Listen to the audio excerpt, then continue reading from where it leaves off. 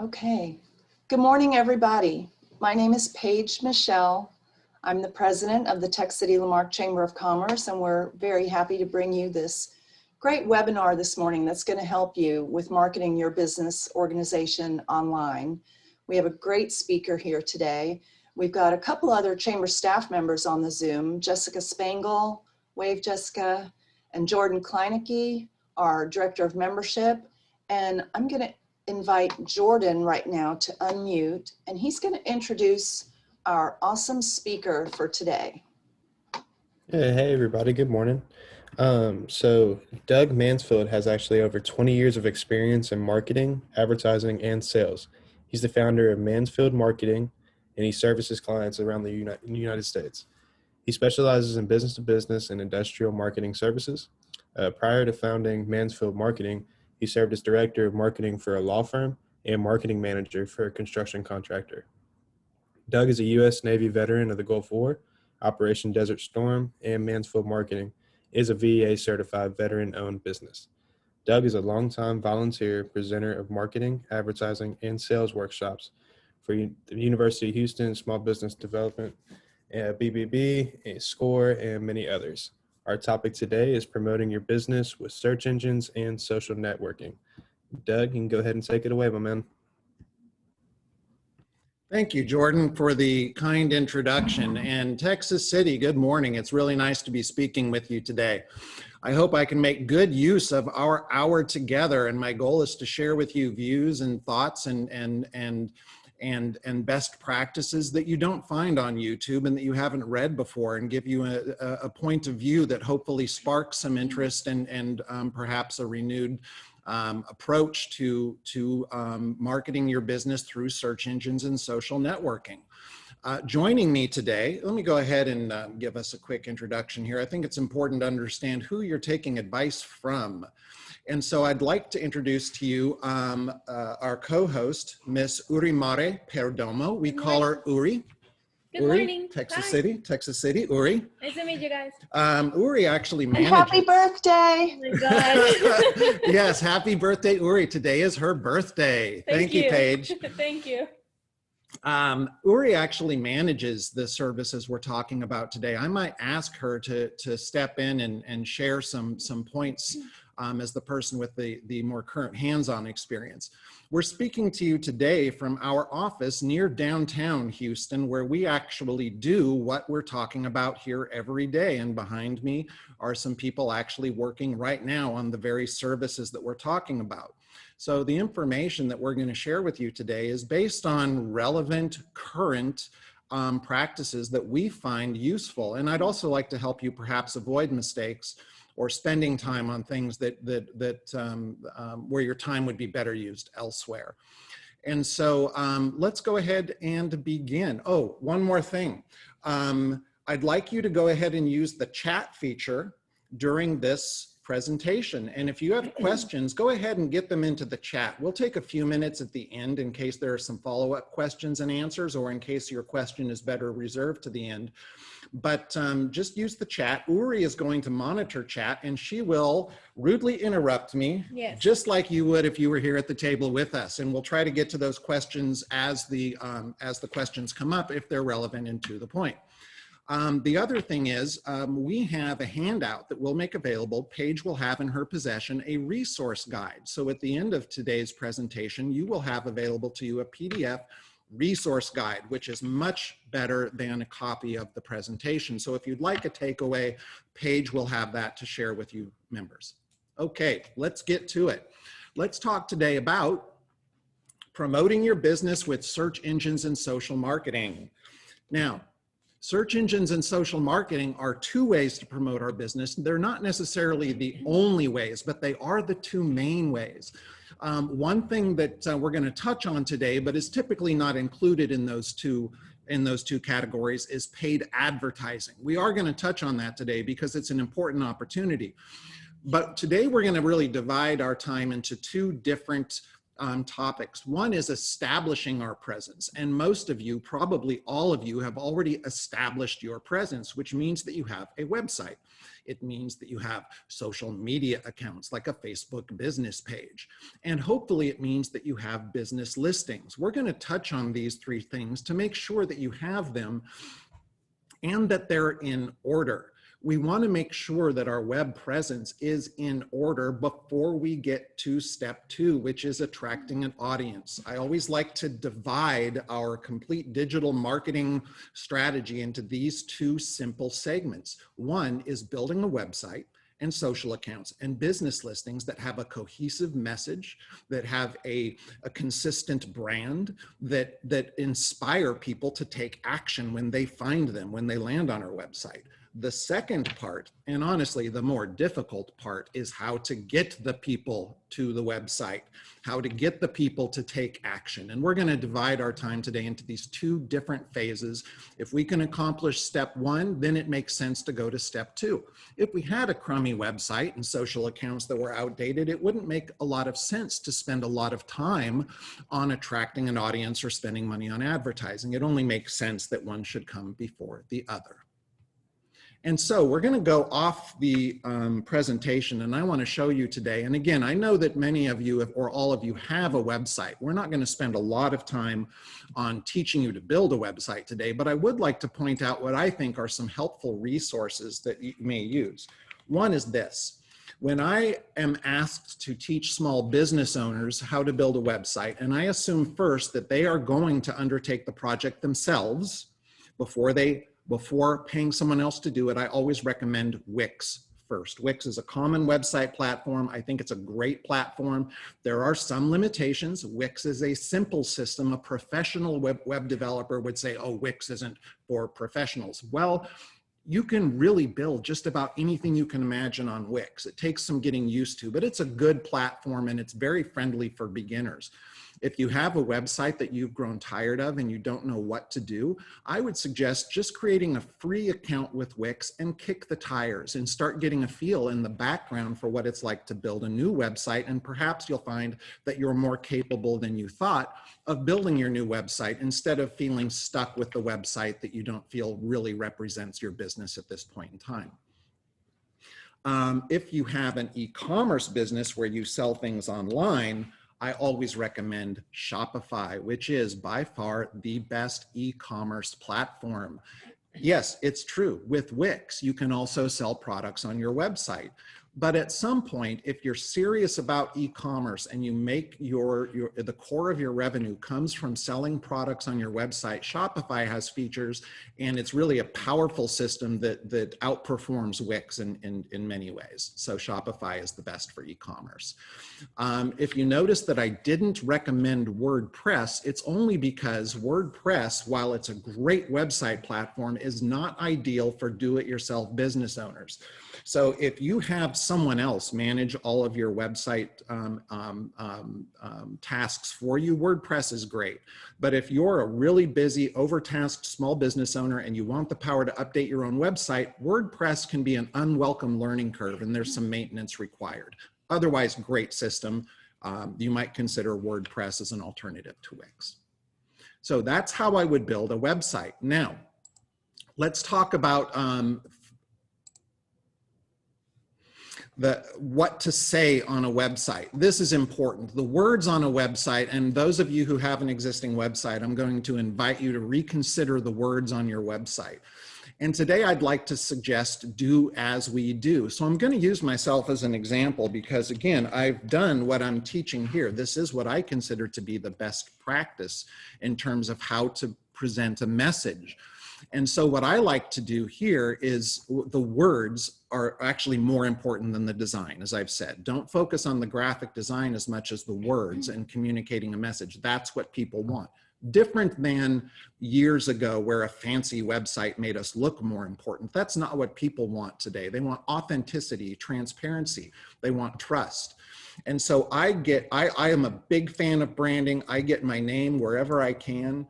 The message here, I have a tagline. I love a good tagline. Then I have an elevator pitch that describes what we do, the same words I would speak to someone in an elevator if I had 30 seconds of their attention. Then, and this is what I want to focus on here, I'd like you to see, I get straight to the benefits, not the services, not the products. And I'd like you to perhaps think this way also. What are the problems that you solve? So if you're leading with a message about us, why we're special, we're a family-owned business, we've been in business for 20 years, that's not really putting the client or the customer first. That's talking about yourself first instead of the reason they came to your website.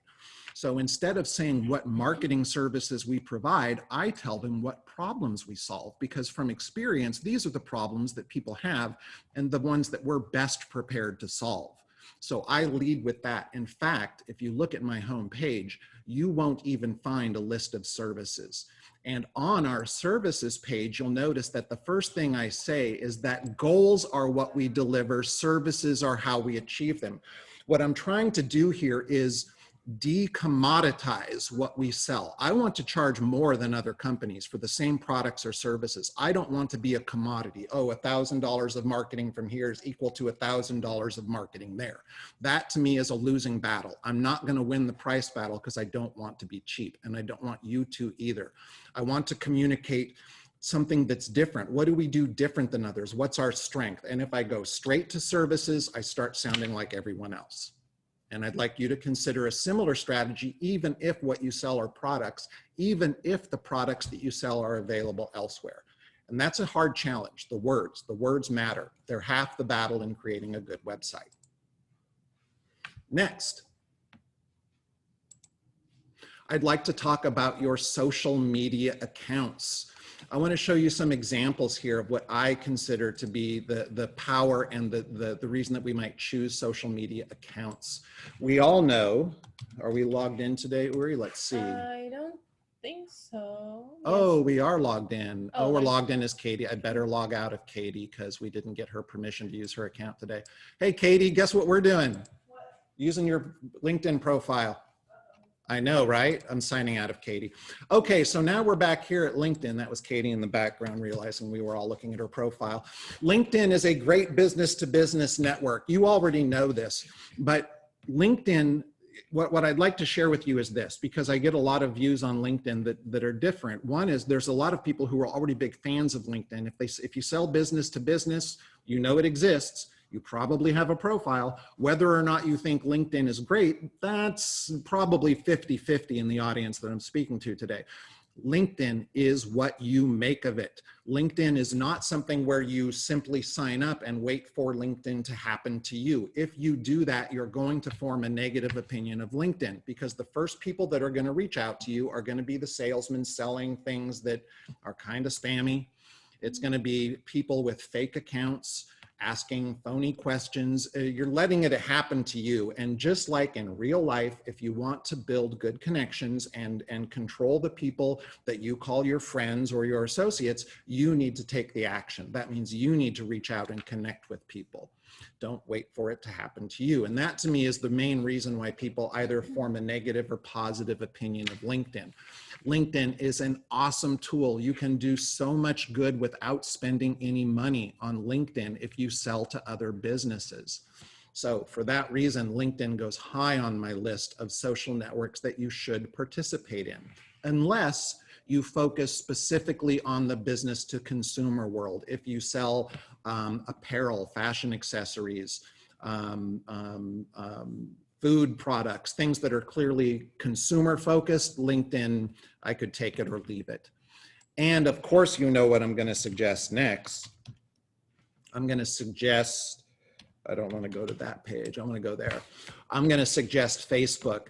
And here we are logged into Facebook too. Well, I'm not logged in, but I'm not looking at the typical landing page, but that's okay. And how did we get a picture of a giant grouper for our Mansfield page? With 3 kitties. With 3 cats. That is just a bizarre cover photo. That is not what shows up on our actual business Facebook page, but it is the personal page. That's the personal page we use to manage it. Okay. We'll ignore that. So Facebook, I believe that Facebook is an awesome network to participate in whether or not you sell business to business or business to consumer. Remember, today we're also talking about using search engines. Social media matters in search engine marketing too. I'm going to show you how those two go hand in glove. So in my world, I sell strictly to businesses. Nobody goes to Facebook and says, I'd like to buy some marketing today. Let's see what Facebook has to offer. It doesn't happen. And yet, also, by the way, my personal opinion of Facebook is pretty low. I have no use for it in my personal life. I don't participate in it. My family does, but they know that they can't find me there. They know that if they want to share pictures with me, they need to send them another way because I just don't use Facebook. That has nothing to do with the fact that my business needs to be on Facebook. One has nothing to do with the other. Facebook is an excellent branding tool, no matter what type of business you have. I'm going to show you how that comes into play. I'm going to go ahead and search I'm going to do a vanity search here, and I'm going to search for my own business name. Why don't you use the incognito window? I will use the incognito window. Thank you, Uri. I'm going to search for my own business name. And let's see what comes up. And I'm concerned here with what shows up in search results. And really, I believe that when it comes to search results, most people get it backwards.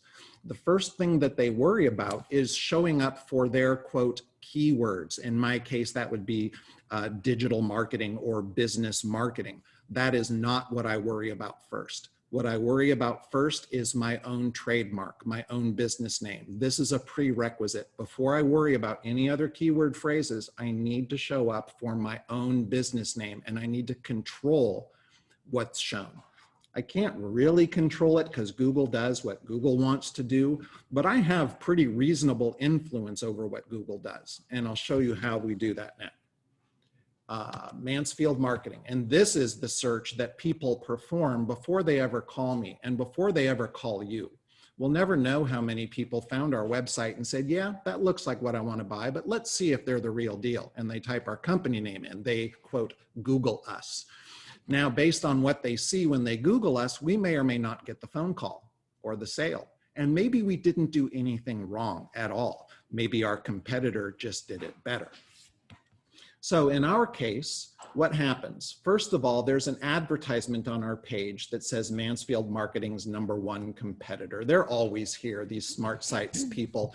And you can't stop other people from advertising using your trademark unless you file for some special protection. I don't care. I'm personally flattered that people would want to do that. The next thing I see, and I should see, is our website. Good. That should be the next thing you see. If not, that may be a problem that you want to address. Then I see LinkedIn because our company, not me personally, but our company has a company Facebook page, a business page. There we go. This is a business page. It is not a personal profile. On LinkedIn and Facebook, those are two different things.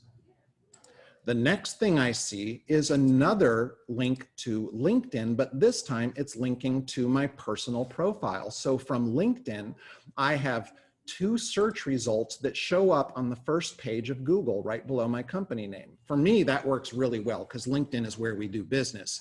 If I was in the consumer world, I'd want these to be Facebook. But look what's next in line, our Facebook page. Again, we don't do business per se on Facebook, but that doesn't mean that my company doesn't need to be there. Notice, please, that if you go to LinkedIn, and hang on, this is our LinkedIn company page, and you see the picture here of the planet Earth with, this is the United States with the eastern seaboard lighting up, sort of implying that, you know, that the industry is waking up with the sunrise, and there's our logo. Now look at our Facebook page, and there we have the same logo and the similar image. So there's brand consistency between these, and that's really important, brand consistency. Not only with the social networks, but if you go to our website, there's brand consistency there because this is where we actually use the animation of flying over the planet. By the way, this background video is pretty common and easy to do nowadays if you'd like something that's kind of eye-catching on your website. So again, brand consistency, the logo, the imagery, We have it on our website, we have it on Facebook, we have it on LinkedIn. This is really important to me. I'm a big advocate of branding. Branding sets us apart. Branding is what adds value to products and services that other people may also sell, but our brand sets us apart. And if we grow value in our brand and recognition in our brand, then we're able to charge a premium for those products and services because we've established trust and we've established authority. That's what I really want to do. I want people to say, you know, I think they probably cost a little more, but I don't want to take a chance. I want to get this right. If somebody is looking for the cheapest price, we're not the right solution, and perhaps you can take a similar view. Next, on the search results page, we have, Facebook gave us 2 links, one to our homepage and one to our services page. And then we have a Yelp listing. No one buys what we sell on Yelp. You'd think that's the last place I want to be, but it's free to create a business listing on Yelp, and we did. And that business listing shows up in the Google search results. Next, UpCity, it's a free business listing. Next is Nextdoor, a very popular service that's really consumer focused, but again, a free business listing. Next, Better Business Bureau, not free. I pay them for membership, but I think it's a good value. And next, here we are with that Small Business Development Center. That's a volunteer effort that we do. Question. Yes, Uri, what is the question? How do you get your company to be the first choice that pops up when potential clients search your business on Google? Good. How do you get your company to be first on Google when people search? Let's answer that question. That's an important question. I would like to point out here, though, a couple more things before we move on from this search results page. Another feature on this page is that over here on the right side, this block of content here is what Google calls the knowledge panel. And the way that we get our business to show up in the knowledge panel is by participating in a service called Google My Business. Hopefully, most of you, or at least a lot of you, already know that this exists. But Google My Business is probably the single best free thing that you can do on the internet to promote your business. And this is where you create the business listing that Google can show on search results, like I've just showed you shows up on mine. All said, the effect of this work, and really this cost almost zero money except for the Better Business Bureau membership, which again I recommend, but everybody may not participate. Everything here was free. I didn't pay. There's no advertising here. So I don't just show up as #1 on Google, at least for the organic result. The paid ad I don't care about. I'm actually flattered. I'm not just #1. I own the entire page. I consider this my front yard, and I don't like other companies or Wikipedia articles or anything else for that matter to show up here. And I'd like you to pursue the same goal. When people find you, I want them to say, wow, this is the real deal. I don't have any doubt. And that Google communicates that sort of authority and trust to people. Now, the question someone just had is how to get my business to show up as #1 in Google. And again, to be clear, what I'm going to answer in that question is how to get us to show up in the #1 organic result, which means in this example, the highlighted blue text, because this is the organic result. I could, for example, and to show a different approach, I could pay Google Ads and run an ad for my own business, even with my own business name, and I could show up here on top of this company. And actually, sometimes we do that. I think that's a good strategy because it just takes up more real estate on this page. But how did we show up as #1? Here, let me show you a couple key attributes that will help you show up as #1. Notice this text. This text in the Google listing says Mansfield-Marketing Agency, vertical separator, industrial and business marketing. But where did Google get these words? How did Google decide, 1, to show me this listing, and 2, to put those words there? Well, I'm the one who told Google, and you are in control of that as the website owner. You can decide what your business listing looks like. These words are called your title tag. Title tag. These words are actually not visible on the website itself. They're written in the code. But if you look here, and this is going to be a little tricky, but I want you to notice my cursor up here on the top of the screen doing a circle. in the sky above the planet Earth. And I'm going to put it over the browser tab in Google Chrome, and there's a little pop-up. And the pop-up says Mansfield-Marketing Agency, Industrial and Business Marketing. That is my title tag. I wrote that into the website, and Google respected my title tag and decided to use that in their search results listing. That also told Google that the content of my website, the main focus are the words Mansfield Marketing. And so that makes it much more likely that I will show up when someone searches for my brand. The title tag is the single most important thing that you can do on your website to control where you show up for search results. Personally, I prefer to put my company name first, whereas other companies would put their service, for example, Best Plumber Houston or Interior Designer Houston. I like to put my company name first, but as I've told you, I'm a really big fan of branding, more so than others, so I like company names first because I think they distinguish me. And I'm personally more concerned with standing out from the crowd than always being first to be recognized. So title tag is the first answer to your question. If you get your title tag set correctly, and sort of a caveat to this is that if your business name is unique, if your business name, if you're a plumber and you named your business Best Plumbing, if that's the name of your business, well, now you have a challenge.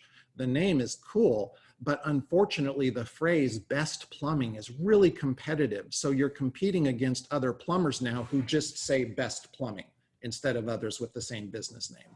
That sometimes happens. So social networks play an important role in search engine listings by occupying and displacing other results from showing up on the first page when people search for us. And they cost nothing to do this. Now, when we said which networks, I suggested Facebook and LinkedIn, but they're not the only social networks. There are, for example, Twitter. Twitter. How do we feel about Twitter, Uri? Not the favorite. Not the favorite. In fact, we don't even use it anymore for our clients. If somebody already has a good Twitter following, then we'll go ahead and keep Twitter.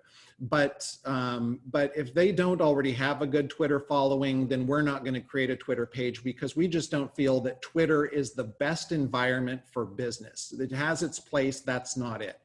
That's a judgment call. And if you like Twitter, then by all means, go ahead and keep it. Also, Instagram. How about Instagram? It's good. We also recommend it very much. We do recommend it quite often, especially, but not limited to consumer businesses, business to consumer. Yes. But we've seen a lot of cases. In fact, that office supply store that we use as an example often, do you remember their name? Think of it. See if you can think of it while I'm talking.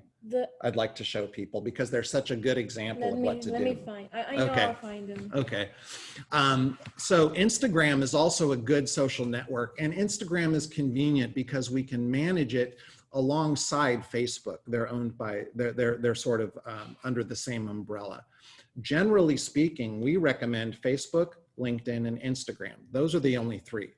We'd like to do a few things well. We don't want to be spread out. More networks is not better.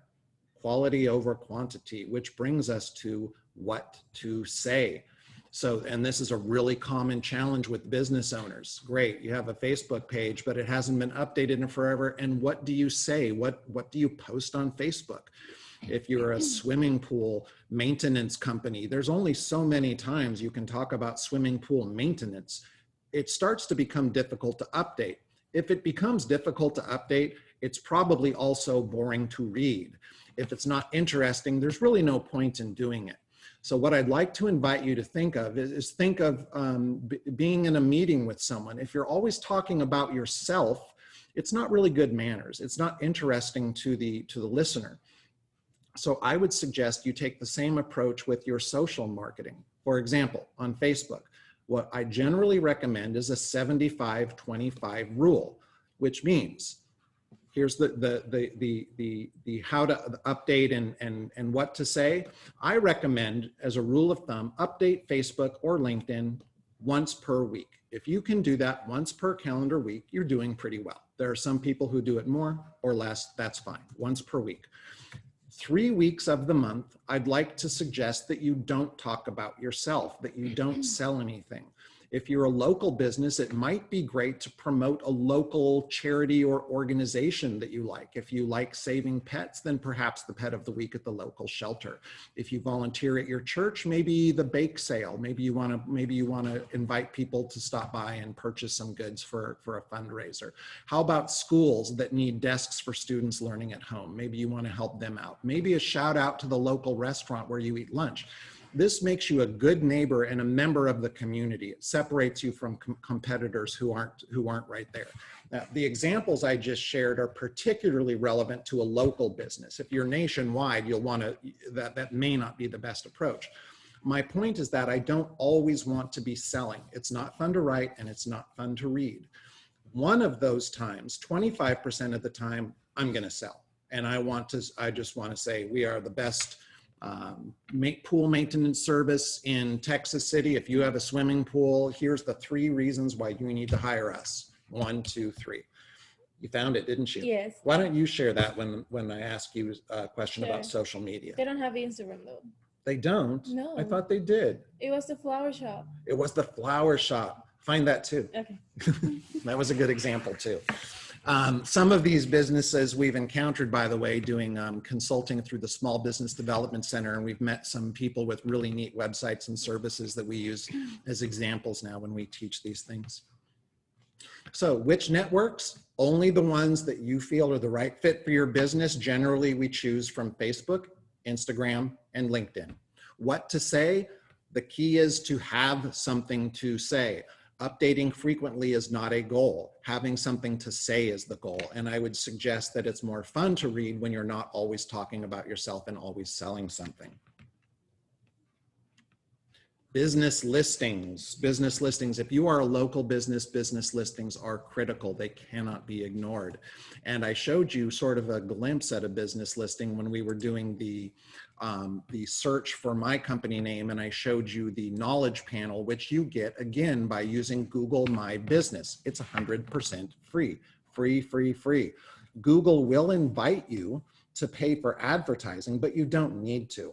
And one of the things that's really neat about Google My Business is that they actually provide live, real human help for you when you're setting up your business listing. Don't be surprised if you're creating your business listing or you've created one before and you get a phone call from Google and Google asks to see photos of your business because they don't believe that you're really where you say you are. And Google is really, really serious about being the best business listing service in the world. One of the ways that they make sure of that is by trying to prevent companies from establishing fake business listings. And this is a really common problem. For example, a window replacement contractor might be based in the Woodlands, but they might want to service the whole Houston region. So they decide to open fake Google My Business listings all over the city using UPS store accounts. They simply open a UPS store mailbox, which gives them a real address for a few dollars a month. It's an old common trick, especially with contractors. And I say trick, and I don't mean to imply that contractors are breaking the law or something. This is a common practice, and it's even been considered, acceptable in some circles, but Google, it's clearly against their terms. And they don't want your business showing up on maps if you're not real. So the quality control is a big deal with them. You may encounter some resistance. Google My Business has a competitor that few people know about, and it's equally important that you are here. And it is called Bing Places. Bing Places for Business. It is Bing search engine's equivalent of Google My Business. It's also free. It's really important that we show up in the Google and Bing business listing services. Google gets more traffic than Bing. Certainly they do. About 75% of the search market is controlled by Google, roughly 20% by Bing. but 20% of the search market is a lot of people. And we should absolutely take advantage of the free business listing service that Bing provides to us. And even if you personally think, well, that's crazy, who uses Bing? And it's kind of a joke when people use Bing search engine, but a lot of people use Bing. It's built into everything that Microsoft builds because it's owned by Microsoft. It's also a pretty good search engine. So please consider using the Bing Places for Business listing along with Google. Those are the only two search engines that I care about, but I want to show you one pro tip for business listings. If you're a local business, if you depend on people finding you on the map, then there's a power up we can do for your type of business. There are several like this, but the one I recommend is called Bright Local. Bright Local is one of many different companies that provide a similar service, which is that they will create business listings for you from one point. So you enter your name, your phone number, your address, your business hours, your products, your services, your payment methods, your holidays, all of that in one place. And Bright Local takes care of publishing them not only on Google, not only on Bing, not only on Facebook, but in about 25 to 75 different business listing services, more than we could ever do on our own. It would just take way too much time. Bright Local, in fact, is so important to us that when we have a client who does business locally, they don't even get a choice. We don't say, would you like Bright Local? This is just baked into every package that we sell as an agency because we consider it as essential to business search engine optimization, to showing up in search results. It's not free. You might decide that it's not necessary for you, but it is pretty affordable. I believe that the cost, yes, for a single business will cost you about $30 per month. So I consider that to be in the affordable range for most small businesses. If you have one location, you're probably going to need to pay a little extra for some add-ons, but you can see it's in what I consider the affordable range. Now, how to update listings. I would like you to consider that Google My Business is not just a set it and forget it business listing, nor is Bing Places for Business. Both of these business listings have features very much like a social network, where you can put instant messages, you can upload or you can create special offers, coupons, holiday messages, COVID updates. We are currently open. We currently require masks. We are currently following CDC guidelines. Whatever it is that you want to share, you can share in real time on your Google business listing and your Bing business listing. So again, don't consider a business listing a set it and forget it. Please take care to keep the information up to date and to change it as your business changes or your offerings change, or you want to attract people with a new product or a new service. So here we are at 11:38. I think I'm going a little too slow, Uri, because we're only now getting to attracting an audience. And what I want to do is this. We already talked something about, let me go back here to the proper slideshow. We talked a bit about search engine optimization. What we really talked about today was being discovered in Google for your own brand name. The principle that I shared with you about the title tag on your website and controlling the search result works just as well for your products and services. In my case, digital marketing or swimming pool maintenance company or architectural firm, whatever it is, the keywords that describe your business. I want to show you in regards to that, hang on just a moment here.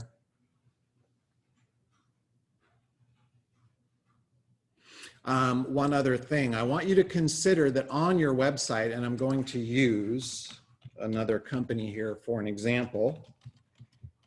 If you want to be found for more keywords relevant to what you sell, there is one thing you can do that will trump all others in terms of effectiveness, and that is adding content to your website.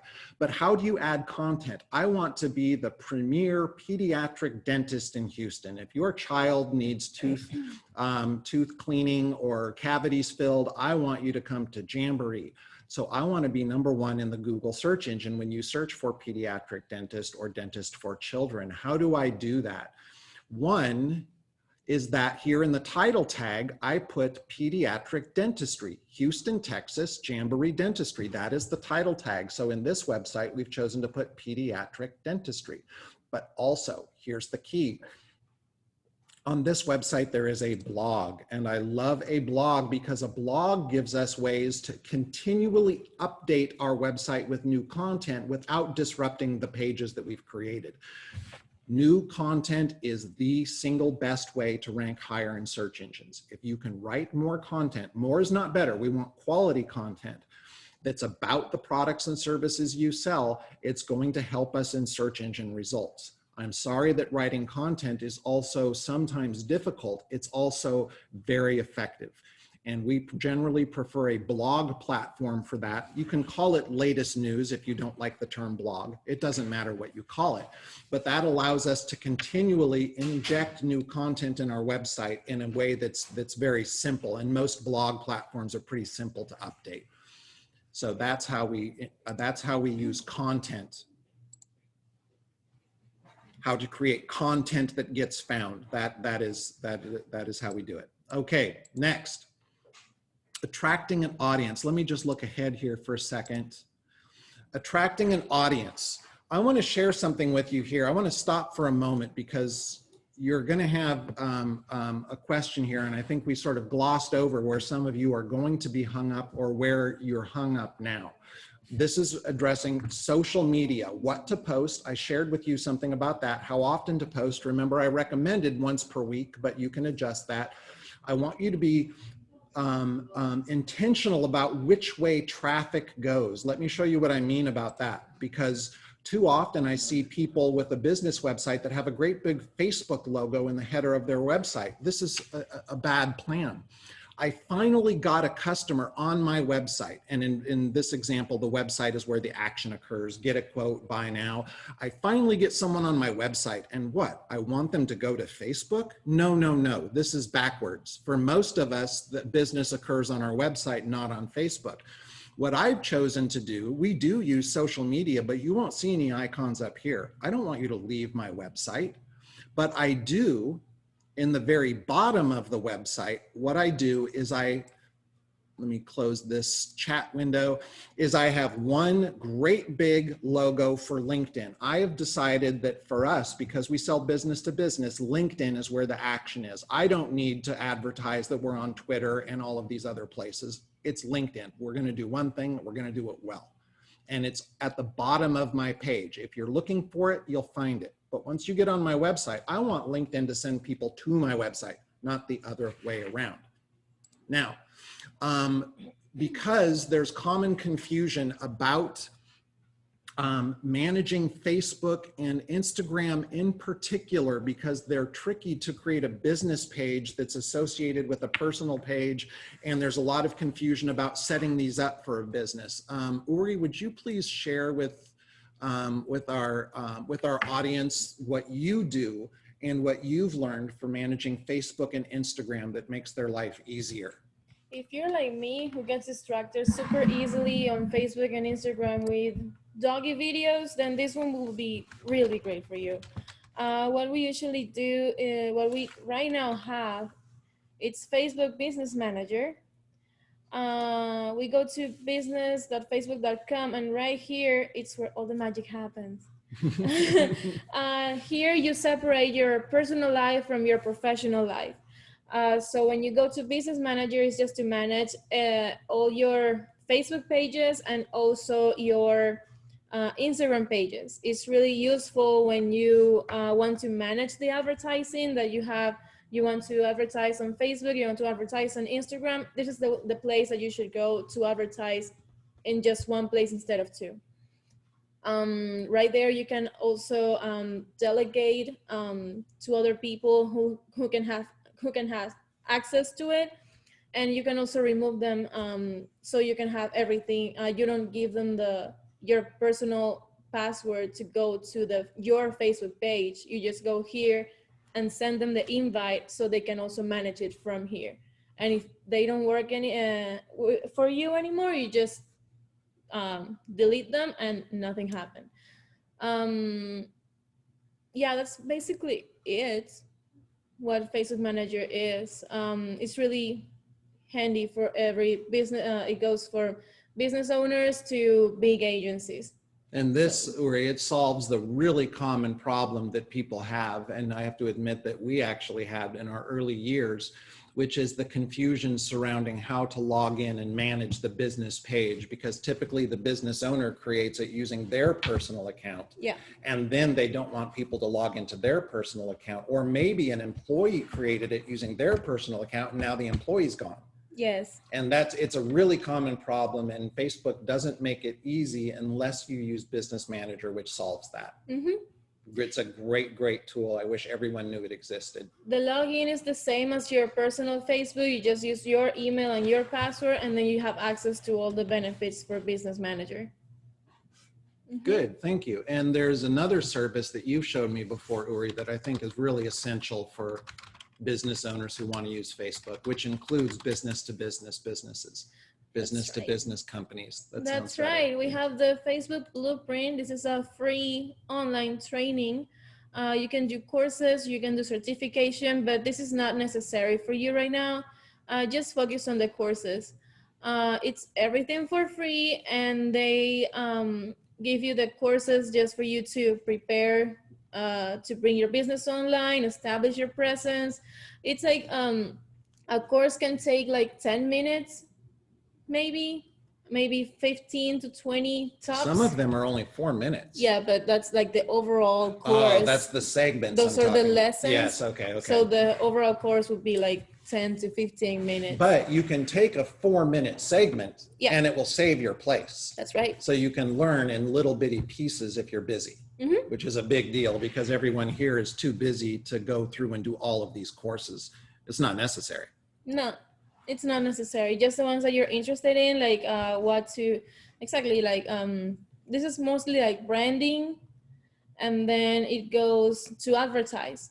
Let's see, sell your products. Where? That's a common one. Sell your products online. Get started. This is a common question that people have. I have an e-commerce website, but I also want to sell on Facebook. Can I actually sell on Facebook, or do people go to my website when they see them on Facebook? How do I open a store? That's also pretty, thank you for that. I forgot about that point. Business Manager, right here on Business Manager, you also, besides managing all your accounts and also the advertising campaigns on your social media, you can also manage your e-commerce on Facebook and Instagram. And they actually explain here how you do that. And it's actually pretty easy. And here, see, just a 3-minute lesson, 3-minute lesson, 3-minute lesson. So that's a total of a 9-minute course divided into 3-minute segments. I mean, any busy person could take a few minutes out of their day and just do one section at a time. And it turns out, Uri, doesn't it, that actually setting up a shop on Facebook after you do it one time, it's not that bad. It's just at the beginning, you don't even know what questions to ask because you've never done it. Exactly. And Facebook, there's so much information about Facebook. It's like trying to go through a maze to figure it out. Yeah, at first you're gonna feel overwhelmed, but when you get it, it's just super easy. Especially if you're an e-commerce and have everything uploaded on, and you have your website on Shopify, it'll be way easier because it integrates, right? And your products from Shopify goes automatically to Facebook Business Manager, to the e-commerce, and if you add new stuff on Shopify, then it'll go automatically on Facebook, so you don't have to do anything right there. If you don't have a Shopify, if you go for Wix, then it's the tricky part, because then you're gonna have to upload everything manually. I have to admit that in the earlier years, Facebook has been around a long time, and so have we. I was very skeptical about Facebook and their ability to really be effective in terms of business, in terms of increasing sales and doing branding. But I have come around, and despite my personal opinions on using Facebook, which again, I don't use, I am impressed with their organization and the tools that they've created, most of which are free to allow business owners to engage customers. And again, even as a business to business company, which we are, we use Facebook. We are there and we update our Facebook page, and it's an important part of our brand. Yeah. Right?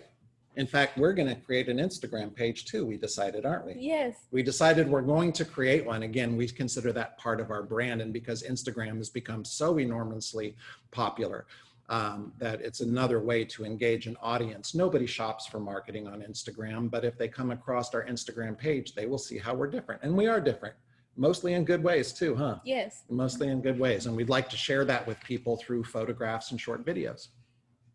Good. Thank you, Uri, for sharing that. Now, excuse me, I have to move my Zoom bar around again here. Thank you.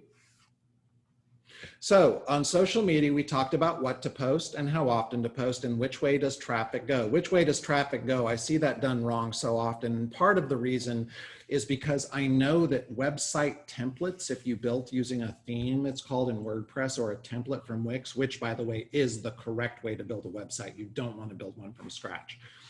Most of the templates, or many of them, have the bar of social media icons in the top of the website. And so when you start building the website, you think, oh my goodness, I guess I should create a YouTube channel because there's a YouTube icon. I guess I should create a Twitter account. Don't do that. Just delete all the icons you don't want and consider moving that bar of social icons to the bottom of the website instead of the top.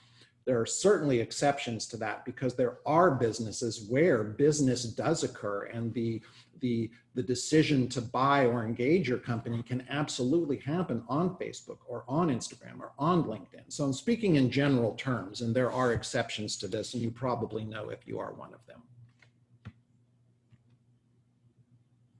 I'd like to suggest that advertising should be considered by everyone. If you've done Google pay-per-click advertising in the past and you found that it didn't work, I'd like you to consider that there are alternatives, and there are ways to use Google ads that go way beyond your traditional pay-per-click advertising. We are a big fan of advertising, Google ads in particular. I don't have an incentive to sell you Google ads today. They're not going to give me anything if you do or don't use them.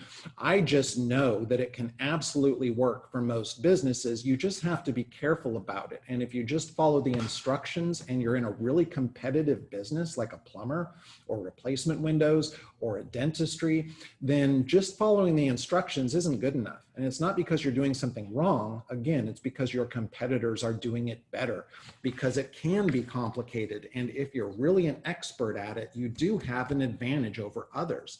So advertising is a place to be careful. If you're wondering, how much should I spend? Here's my recommendation. If you want to advertise, I'd suggest that you spend a minimum of $300 per month.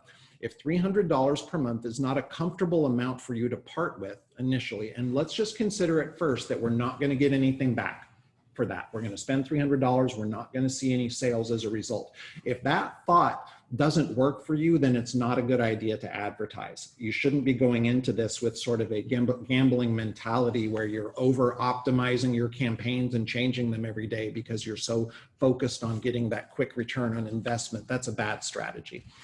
Ideally, I would recommend, when people ask me how much should I spend on advertising, when our clients ask, and they always do, my answer is always $1,000 per month. That is ideal. $300 minimum, $1,000 a month is ideal. Why? And why is it the same answer for every business? Here's why. Because at the end of the calendar month, and that's just a convenient segment of time, I want to have enough data to make an intelligent decision about whether or not advertising worked for me. If I only spent $100 in a month, that's fine. It didn't hurt anything. But at the end of a month, I don't have enough information to make an intelligent, informed decision about what to do the next month. Maybe I got a lot of sales. Maybe I got no sales. But with that amount of data, it could be an anomaly. But if I spend $1,000, I consider that sort of a minimum threshold. If you want my professional opinion on whether you should spend twice as much money or stop spending money entirely, I'd like to see $1,000 worth of clicks and impressions and data. And that will, I feel, inform me enough to make that decision. And we are just a few minutes before quitting time here, and we have hit the thank you slide, Uri. Yeah. Let's back up for a second here. There are, time permitting, a couple of things I'd like to share with you. Do we have any questions that are currently pending? No. Okay, good. If you do have questions, please get them into chat before we go. But I would like to suggest a couple of other things before we leave today while I have a few minutes remaining. Oh my gosh, I didn't get the picture again. Oh my God. You know what I'm talking about. Yes. Oh my God. But we're going to show people anyway. What's the #1 tool for creating Facebook and Instagram posts that makes your life easy? Canva. Will you please show the good people your favorite tool? Canva's a lifesaver, isn't it, Uri? It is. In fact, we have a graphic designer on staff, a professional, and still we find Canva is just so fast and so great at creating social media templates and posts that there's no reason to make an Instagram or a Facebook post as a graphic design project. That's right. It's not necessary. Just go to Canva. Yeah. How much do you spend on Canva? 20 Oh, do we pay for it? minutes. Oh, wait, what? And my Okay, point was spend- the free oh. version is good, isn't it? The free version is good. We do have the pro. Okay, so we pay for the But- pro version, but yeah. the free version is pretty good for most small businesses. Yeah. So you may not need to even spend money on Canva. Can you look at some of the social media templates, Uri, to give people an idea of what you can do? And so, for example, they have specific templates just made for Facebook cover art and posts. Let's go to Facebook. Sure, Facebook posts.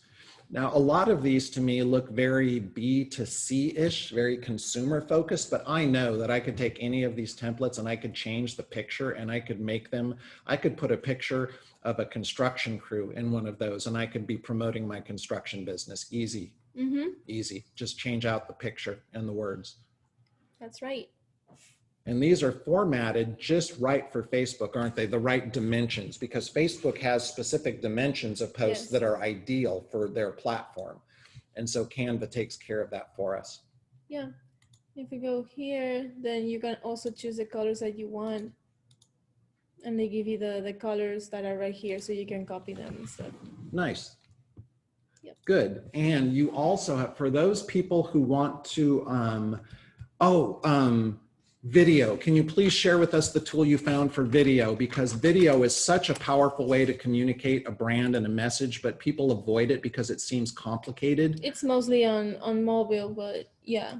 But for Instagram, that's perfect, because on Instagram, for example, or Facebook for that matter, you're probably using your mobile device to shoot the video. That's right. Why you don't need an expensive camera to shoot really good video. So what is this app? This is a video editing app that it's only for your phone, and it's actually pretty easy to use. And I would suggest, despite the fact that the image looks very, trendy and consumerish, you actually use this to make a very professional video of us teaching a workshop. Yes. For the Clear Lake Area Chamber of Commerce. And so Uri used this to make a really professional video of us presenting a workshop, and it turned out really well. And you used your phone and CapCut to do the whole thing, and you added background soundtrack. Yes. And it came out really well. Yes. So you can create really professional, good videos probably on your own without hiring anyone, using CapCut, which cost how much? Nothing. Nothing, as long as you have the little CapCut logo at the end, right? Yeah, but you found a way to edit that out. Yeah. You cut it out anyway. Yeah. So they wanted their logo if you use it for free, but you didn't give them that. How can you put both photos and videos in a post on Facebook? Wait. How can you put both photos and videos in a post on Facebook? Just one post? Yes. Together? Just Yeah. one post. Canva is still a good tool for that. They on their templates, some templates are actually animated and are with video, and they let you include the video and the picture together. Nice. There you go. Built into Canva. Do you have an example? An example for what exactly? An example for including photo and video. I don't think we have an example of that. I would just invite you to browse. Oh, that's another question. Oh. Yeah. I'm sorry, we're not sure what you're looking for an example. I think it might have been the CapCut. Oh, the CapCut. of the training you did. Oh, okay. We can go to, it's on the, wait, let me just, give me just 1 second so I can find it for you, because I uploaded it yesterday. I forgot to tell you.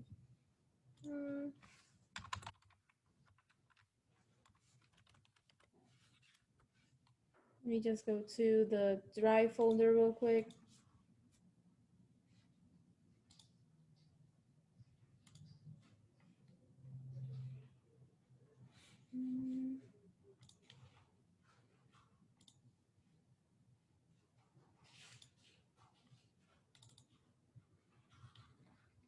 We're almost there. Yeah, almost there. I was going to say, we can also email it to them with the resource guide. She's got it now. And by the way, the quality of this video through a Zoom presentation may not be crystal clear, but you'll get the idea. Wait, let me just put it like very low. Okay. So got it. Here it is. This is all CapCut.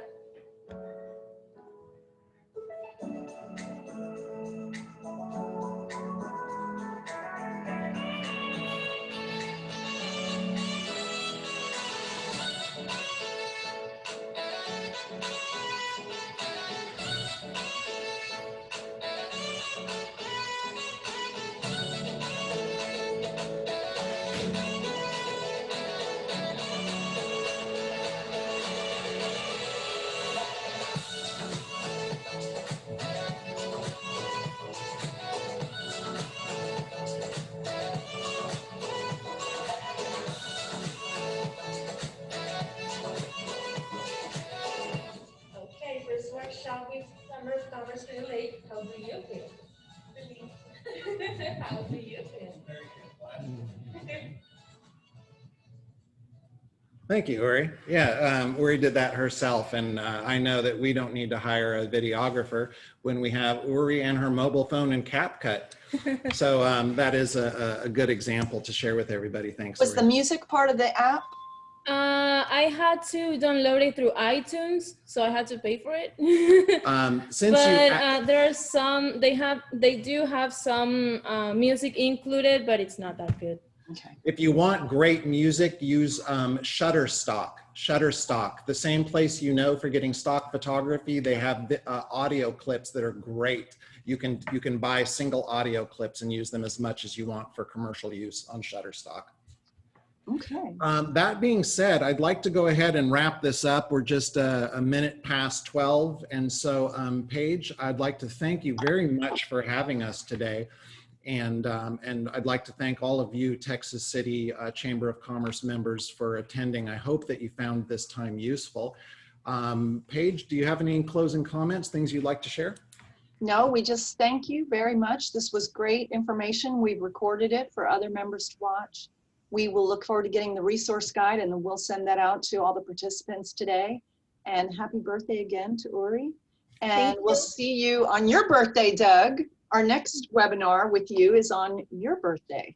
All suspiciously timed without our knowledge. Thank you, Paige. Very interesting. So virtual round of applause. Thank you and goodbye, everyone. We're adjourned. Bye, thank you. Bye.